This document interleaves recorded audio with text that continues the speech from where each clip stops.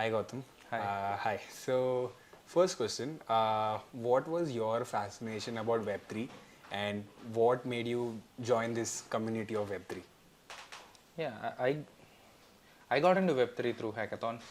So I remember like back in 2017, I went to a hackathon in out by Yeah. portfolio. So there was this sponsor Gnosis. We tried to build on top of it, and we didn't make anything. And we realized like this is something very interesting. And then after losing it, we were like, okay, what is this? And then we started like going into it, and then we started like reading about smart contracts, programmable money, like you can do various things with money and all those things, and it was something fascinating. And then after a while I wanted to do my master's, so I did it on blockchain.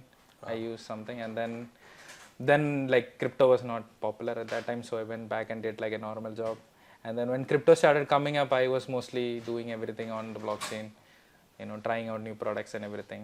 So it just seemed like something that is so much better than what exists at the moment. So we just, you know, Awesome. Yeah, I get it. The idea behind it, the yeah, it was community. like I was spending more time doing the crypto things than my day job, and it didn't make sense to like take the salary because it Got was it. like bad. Awesome.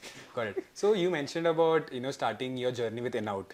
Yeah. Yeah. So speaking about In-Out is nothing but a hackathon, right? And more than hackathon, obviously. So why do you think hackathons are necessary in a developer's journey, and how do you think hackathons help a developer in reaching or maybe realizing his or her own potential? Yeah, so at the same time as InNord, we used to also conduct a hackathon called Hackathon North. We used to do it in our college IIIT level. Yeah, I've been into hackathons from college. It was more like when you go to college, you either do competitive coding or then you do development. And nobody was building stuff, so we just built hackathons, and it just made more sense at that time. And like even our company, like when we, like all our founders, we wanted to build something. And the issue is like when you're working and you want to try something part time, it's so difficult. So what we did at that time is we found the Ethereum hackathon that started like the nearest. So it was like ETH Eat. Global. They conduct something called Hack Money. Yeah. So we went to Hack Money. Yeah. It was a 1 month hackathon. We all went to one guy's house. There was nobody, just three of us. We founders. We just went there, and we just started like brainstorming and started building it. And we didn't have a job at that time, and luckily it figured out. Like most of the time, like if you don't have a deadline, you don't make anything. So Yeah. having a hackathon, having a framework around it, it helps. And then we raised money. Everything happened. Like it's yeah, but hackathons are like really important to my life from like whenever it was.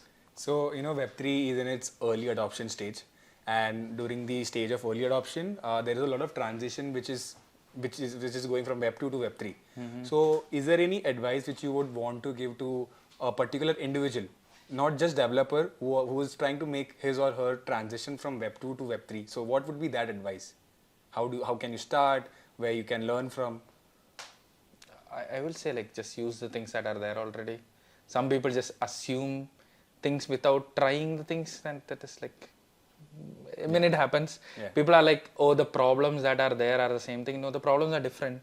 You're doing something in a very different way. So it's the same thing as every time, right? Like most of the time people just assume a problem and they just like try to build it for 6 months. Rather than that, just try it out, see what's there, and then just build on top of it. That is the best way to do, in my opinion.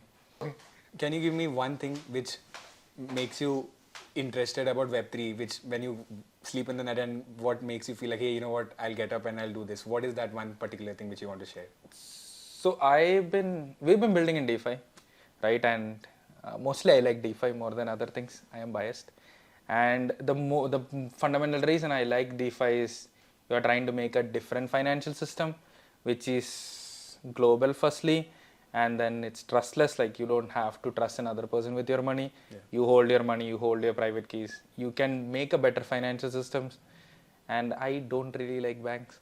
So it's like I feel like it's a very big step forward. Like there is fintech, but I feel like it's tapes on. Like there is a ship that's broken and you're like taping it every time. Yeah. And Web3 is kind of like trying to rebuild it from the scratch and thinking about how to do the same thing in a different way. Yeah. So it's kind of why I like DeFi a lot. Yeah.